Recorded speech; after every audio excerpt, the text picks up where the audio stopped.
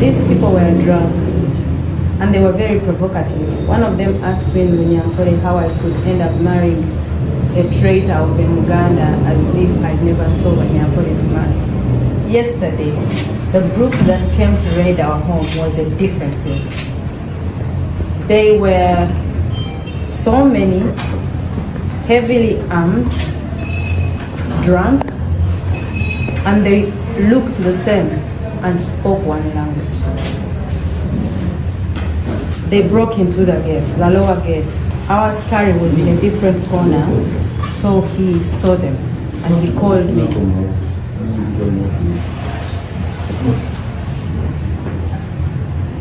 Our askari saw them and called me. I had already gone to bed. I was just preparing to read like one page of my book and then sleep. The askari called me and said, "These men are many and they are coming in this time." So in the moment, I got out of the bed, switched off the bed light, then tried to walk out of the bedroom and lock it, looking for a place to hide. But then I realized that was the wise thing to do. I opened the bedroom again, went in, opened the balcony room to make a video of at least some evidence of these people were coming in.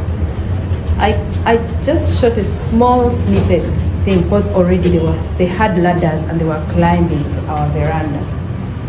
So when I shot that, I locked the veranda door again, went in, sent the video to our son Solomon, and I asked him to let people know that we were under attack. Then I called our other son, who is also my brother-in-law, Dax, and I told him, it's finished. These people are coming in definitely.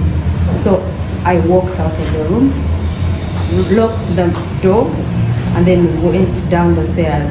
When I reached the stairs and looked in the window, there was this big group of men. Every window had like 10 men in it. And they said, "Open the door." They said it in Munyankore. I replied in Munyankore and said I was not going to open. So I passed the stairs, went to the general bathroom, locked the door and called our neighbor, one of our neighbors. And they said, "We have a problem here, let everybody know." Then I came out of the room. When I came out of the room, they were already coming into the sitting room. They had finished breaking everything. There were so many, very many. They went to all directions of the house. Ceiling, rooms, kitchen, outside in the compound, on the verandas, my bedroom, kids' bedrooms, bathrooms, everywhere. They were everywhere. They were very many. In that moment, they did not allow me to follow anybody where they were. One of them told me to give them my phone. He came and sat behind me, told me, "Give me your phone." I gave it to him from this angle. He put it in front of me and said, "Give me the password," in Runyankore. And I said back, "I'm not giving you the password." He said, "You're going to give me the password." And I said, "I'm not going to give you the password." He left, went outside on the veranda, came with other 4 men. So when he came back, he went in the same position where he was. He lifted me by the trousers. I was wearing 90 trousers and a shirt. He lifted me by the trousers, lifted me up, and then the one who was standing in front of me strangled me by the neck from the front. And then he told me, "Give me the password." And I told him in his face, "I will not give you the password." The one who was behind here pulled my shirt. So now I was between 2 men. One was strangling me and one was pulling my shirt from there. And you know how the button chokes you here? So the button was choking me. I kicked the man who was in front of me. And when I kicked him in someplace very hurtful, and he walked away, then this one pulled me and all the buttons broke. Then he stayed with the shirt in his hands. So I walked across the room naked.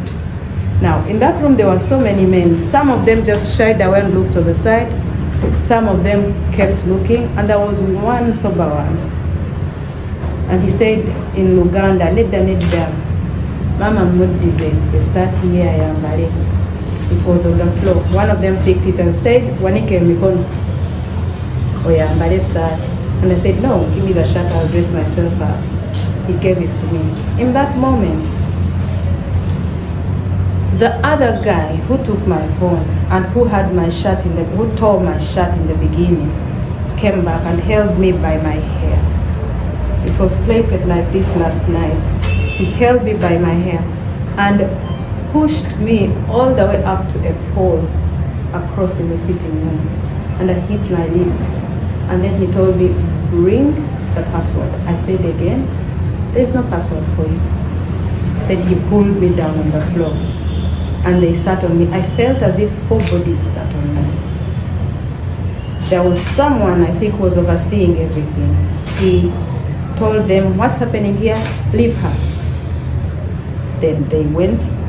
I sat on the floor, and in that moment, I felt thirsty, I felt nauseous, I felt dizzy, I felt my body was confused. I asked for water. They brought me a glass of water. I asked for more water. They gave me another glass. And that was the last that I remember of that event. The next moment that I got to realize, I was on the veranda sleeping in my own vomit. The askari and the other boy organized and drove me to hospital. So they left you in your house when you were unconscious? They left me in my house. In my house or on the veranda, because when I realized I was outside on the veranda, sleeping in my own vomit. So all this while, they were asking me where my husband was. Where is your husband? I said, I don't know where he is. They asked me, did you think you'd bring your brother here to run on Kampala MP and win? That's not how you come and conquer it. I don't have a brother that ran for any position. They kept asking the askari, where are the children? They beat him. Beat him here on the face. He has another cut on the head. They asked him where the children. He said he didn't know. They asked him where the basement was. Where is the basement? He said, I'm new here. I don't know if there is even a basement here. So they collected everything. Phones, laptops, electricity, chargers, AirPods, anything electrical. They took away our camera system. They went to the ceiling, picked it, broke everything down, left us in the dark, and went. Do you think this man could have been sent by General Motors? General Motors has given my husband an ultimatum of 48 hours. Sometime 3 days ago now. Okay, it's past 48 hours. And he told him to come out of the latrine if that's where he was hiding. Then he said, I am looking for you, and when I find you, I'll treat you the way they treat, was it rebels? Was it Outlaws? Outlaws, yes, outlaws. So, if someone threatens you to that extent, and they are in an office of power, and they're in control of the army and all the army outfit, how could you say they're not the one that saved those people? What message do you have for your husband Wherever he is, he should just do his thing. He shouldn't worry about me. As soon as the doctor says I am good to go, I'm going back to our home. Relax. I am going to be fine. I shouldn't be the reason you leave. You're hiding. You should come at your own timing and when you feel safe. Otherwise, I'm okay.